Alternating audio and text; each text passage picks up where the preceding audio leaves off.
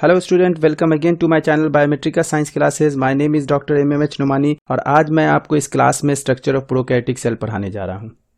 और prokaryotic cell के बारे में हम लोग जानते हैं कि प्रोकैरियोटिक सेल ऐसा सेल होता है जिसमें ट्रू न्यूक्लियस नहीं पाया जाता है तथा प्रोकैरियोटिक सेल को बैक्टीरिया, ब्लू ग्रीन अल्जी, माइकोप्लाज्मा तथा पीपीएलओ द्वारा रिप्रेजेंट किया जाता है। अब बैक्टीरिया की बात करते हैं तो बैक्टीरिया शेप के अनुसार चार प्रकार का होता है। एक होता है बैसिलस यानी रॉड शेप, ठीक है। दूसरा तो कोकस, कोकस यानी स्फेरिकल। और तीसरा होता है स्पेरुलम, स्पेरुलम मतलब स्पाइरल लाइक। और चौथा होता है विब्रो, विब्रो यानी कॉमा लाइक होता है। तो यहाँ जो मैंने एक स्ट्रक्चर बना रखा है वो बैसिलस बैक्टीरियम का है। बैक्टीरियम सिंगुलर होता है और बैक्टीरिया प्लूरल होता है, ठीक है। अब बात करते हैं कि यहाँ मैंने क्या कर रखा है। यहाँ मैंने जो ये स्ट्रक्चर बना रखा है बैक्टीरियम का, इसे मैंने दो जगह लेबल्ड कर रखा है, एक राइट साइड और दूसरा लेफ्ट साइड। तो यहाँ जो मैंने राइट साइड जो इसकी लेबलिंग की है वो स्ट्रक्चर इसमें कंपलसरी है, यानी इसमें पाया ही जाता है, ठीक है, यानी ऑलवेज प्रेजेंट होता है।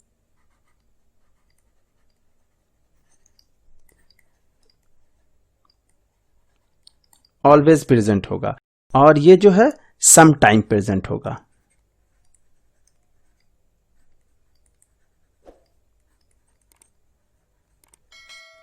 यानी ये इस साइड जो बाएं साइड जो लेबलिंग किया गया है वो सम टाइम किसी किसी बैक्टीरिया में पाया जाएगा, ठीक है, और ये लेकिन हर बैक्टीरिया में पाया जाएगा। तो आइए अब एक एक कर इसके स्ट्रक्चर को समझते हैं। सेल वाल, सेल वाल अगर कैप्सूल या स्लाइम लेयर नहीं पाया जाता है तो वैसे बैक्टीरिया में सेल वाल उसका आउटर मोस्ट लेयर होता है, ठीक। और ये बना होता है पेप्टिडोग्लाइकेन का, पेप्टिडोग्लाइकेन का।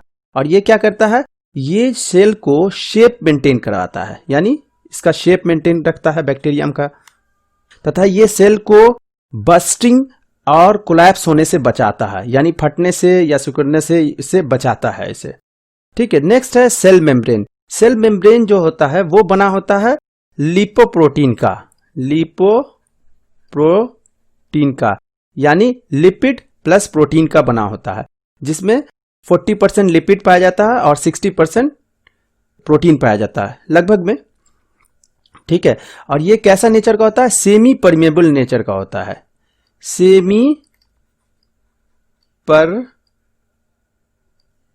नेचर का होता है। सेमी परमेबल नेचर का कहने का मतलब है कि ये सर्टेन मॉलिक्यूल तथा आयन को अलाउ करेगा सेल के अंदर आने जाने के लिए। नेक्स्ट है राइबोसोम। तो राइबोसोम जानने से पहले ये जान ले कि प्रोकैरियोटिक सेल में यूकैरियोटिक सेल की तरह ऑर्गेनेल्स नहीं पाया जाता है, केवल राइबोसोम को छोड़कर, यानी एक्सेप्ट राइबोसोम। यानी यहां जो राइबोसोम पाया जाता है वो 70S पाया जाता है। S stand for सेडबर्ग।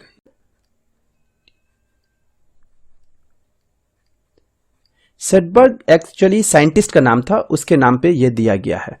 नेक्स्ट है respiratory enzyme. Respiratory enzyme plasma membrane या सेल मेम्ब्रेन, दोनों में से कुछ भी कह सकते हैं, उस पे पाया जाता है। वो ये यहां तो पाया ही जाता है और उसके साथ साथ यहां जो है मेसोसोम में भी पाया जाता है रेस्पिरेटरी एंजाइम्स, जो मेटाबॉलिक एक्टिविटीज में मदद करता है। उसके बाद आता है साइटोप्लाज्म। साइटोप्लाज्म क्या है, साइटोप्लाज्म जो है फ्लूइड मैट्रिक्स है, यानी तरल बहने वाला मैट्रिक्स है, इसके अंदर पाया जाता है, ठीक, सेल के अंदर पूरे में पाया जाता है। नेक्स्ट है इसके बाद सर्कुलर डीएनए। सर्कुलर डीएनए यानी ये जो है ये जीनोमिक डीएनए है इसका, बैक्टीरिया का। और ये कैसा होता है, single circular naked double standard DNA होता है, ठीक है। और इसे ही हम लोग जो है कहते हैं न्यूक्लियोइड। न्यूक्लियोइड कहने का मतलब है न्यूक्लियस लाइक स्ट्रक्चर, इसलिए न्यूक्लियोइड कहते हैं क्योंकि ये चारों तरफ से मेम्ब्रेन से नहीं घिरा हुआ रहता है। अगर ये मेम्ब्रेन से घिरा हुआ होता तो ये ट्रू न्यूक्लियस होता, लेकिन यहाँ मेम्ब्रेन से घिरा हुआ नहीं रहता है, इसलिए इसे हम लोग न्यूक्लियोइड कहते हैं, यानी न्यूक्लियस लाइक। नेक्स्ट है आरएनए। आरएनए क्या है, आरएनए न्यूक्लिक एसिड है जो प्रोटीन सिंथेसिस में मदद करता है। इसके बाद नेक्स्ट है फूड रिजर्व। फूड रिजर्व क्या है, इसे एक्चुअली हम लोग इंक्लूजन बॉडीज में काउंट करते हैं। इंक्लूजन बॉडीज कहने का मतलब यह है कि ये नॉन लिविंग स्ट्रक्चर है जो सेल के अंदर पाया जाता है। इसी तरह का एक और स्ट्रक्चर जैसे यहां दे रखा है गैस वैक्यूल्स, ये भी इंक्लूजन बॉडी का ही टाइप है। अब आइए बैक्टीरिया के उस स्ट्रक्चर की बात करते हैं जो रेयरली पाया जाता है। ठीक है, रेयरली स्ट्रक्चर, इसमें से कुछ स्ट्रक्चर पाया जा सकता है अलग अलग बैक्टीरिया पे और कुछ अलग अलग बैक्टीरिया पे पाया जा सकता है, यानी सभी एक साथ नहीं पाया जाएगा। ठीक है, इसमें सबसे पहले यहां जो बात किया गया है वो बात किया गया है फ्लैजिलम के बारे में। तो फ्लैजिलम क्या है? फ्लैजिलम जो है वो थिन फिलामेंटस एक्सटेंशन है फ्रॉम सेल वॉल, यानी सेल वॉल से निकलता है। ठीक है, और इसका 3 कंपोनेंट होता है।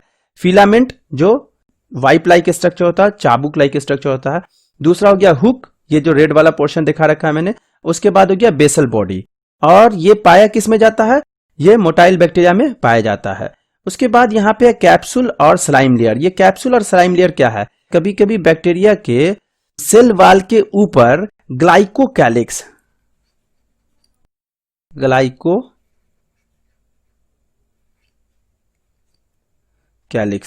का लेयर बन जाता है ऊपर। ठीक है, उसके एक लेयर ऊपर में आ जाता है।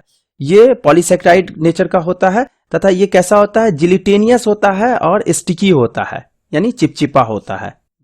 और अगर ये ग्लाइकोकैलिक्स थिक होगा तथा टफ होगा तो वो कैप्सूल कहलाएगा। ठीक है, और अगर ग्लाइकोकैलिक्स लूज शीथ लेयर बनाएगा तो उसे हम लोग स्लाइम लेयर कहेंगे। ठीक, और ये क्या करता है? ये बैक्टीरिया को डेसिकेशन से बचाता है। डेसिकेशन मतलब डिहाइड्रेशन से बचा के रखता है। उसके बाद नेक्स्ट स्ट्रक्चर है क्रोमेटोफोर्स। तो क्रोमेटोफोर्स जो है वो कलर्ड मेम्ब्रेनियस वेसिकल्स पाया जाता है फोटोसिंथेटिक बैक्टीरिया में। ठीक है, तो photosynthetic bacteria like cyanobacteria, purple bacteria इत्यादि में पाया जाता है। ठीक, उसके बाद आ जाता है पिलाई और फिम्ब्री। ये पिलाई और फिम्ब्री उसी तरह से अपेंडेजेस होता है जैसे फ्लैजिलम होता है, जो बैक्टीरियम सेल से निकला हुआ रहता है। लेकिन इसमें क्या डिफरेंस है वो मैं बताता हूं। ये पिलाई जो होता है ये कैसा होता है? इलोंगेटेड होता है और ट्यूबुलर होता है। इलोंगेटेड ट्यूबुलर स्ट्रक्चर होता है, ट्यूबुलर स्ट्रक्चर होता है। ठीक है, और ये स्पेसिफिक प्रोटीन का बना हुआ होता है तथा ये कंजुगेशन में काम आता है। ठीक, उसी तरह से फिम्ब्री की बात किया जाए, ये फिम्ब्री कैसा होता है? ये fimbriae small bristle like structure होता है। ब्रिसल लाइक कहने का मतलब है छोटे छोटे बाल के तरह उभार होता है। और ये सभी मदद करता है किस चीज में? अटैचमेंट में, यानी बैक्टीरिया को अटैचमेंट में मदद करता है, चाहे वो रॉक से हो या होस्ट टिश्यू से अटैचमेंट में मदद करता है। नेक्स्ट है प्लाज्मिड। ये प्लाज्मिड क्या है? प्लाज्मिड जो है ये देखिए, इसके बाद ये जो क्रोमोसोमल डीएनए इसमें पाया जाता है उसके बावजूद ये पाया जाता है, ये भी डीएनए है, तो इसे हम लोग कहते हैं एक्स्ट्रा क्रोमोसोमल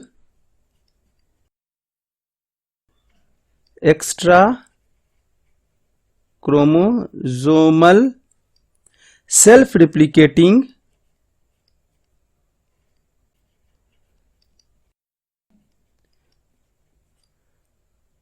स्मॉल सर्कुलर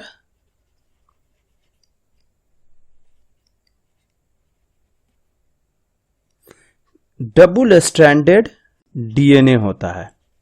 यानी ये प्लाज्मिड क्या है? ये क्रोमोसोमल डीएनए के बावजूद पाया जाता है, इसलिए इसे हम लोग बोलते हैं एक्स्ट्रा क्रोमोसोमल। उसके बाद बोलते हैं सेल्फ रिप्लिकेटिंग, यानी सेल्फ रिप्लिकेट करता है, ये खुद से रिप्लिकेट करता है। और ये छोटा सा है यानी स्मॉल है, और सर्कुलर है, गोल है, और डबल स्ट्रैंडेड डीएनए है, तो इसलिए इसे हम लोग क्या कहते हैं? Extra chromosomal self replicating small circular DNA होता है। और ये क्या करता है? ये बैक्टीरिया को यूनिक फिनोटाइपिक कैरेक्टर्स प्रोवाइड करता है, जैसे रेसिस्टेंट टू एंटीबायोटिक। और इसके नंबर इसका वेरिएबल होता है, 1, 2 से 10 वगैरह भी हो सकता है। तो उसे हम लोग क्या कहते हैं? उसे हम लोग कॉपी नंबर कहते हैं, यानी प्लाज्मिड के नंबर को हम लोग कॉपी नंबर कहते हैं। ठीक है, और इसका सबसे ज्यादा प्रयोग जो आज के वक्त में किया जाता है वो रिकम्बिनेंट डीएनए टेक्नोलॉजी में एज ए वेक्टर इस्तेमाल किया जाता है। नेक्स्ट है गैस वैक्यूल। गैस वैक्यूल क्या है? गैस वैक्यूल इंक्लूजन बॉडी का ही टाइप है, जो किसमें पाया जाता है? साइनोबैक्टीरिया वगैरह में पाया जाता है। उसके बाद आता है मेसोसोम। ये मेसोसोम क्या है? Mesosome actually extension of plasma membrane है, यानी प्लाज्मा मेम्ब्रेन का यहां से एक्सटेंशन है, इनफोल्ड कर जाता है इनसाइड। और ये क्या करता है? सरफेस एरिया बढ़ाता है, तथा ये वेसिकल्स, ट्यूब्यूल्स तथा लेमिली के रूप में पाया जाता है। और इसका क्या काम है? इसका काम है, मैंने बताया, रिस्पिरेटरी एंजाइम इसमें पाया जाता है, इसलिए रेस्पिरेशन करता है। ये डीएनए रिप्लिकेशन करता है, डॉटर सेल डिस्ट्रीब्यूशन करता है, सेल वॉल फॉर्मेशन करता है, सेक्रेशन प्रोसेस में मदद करता है।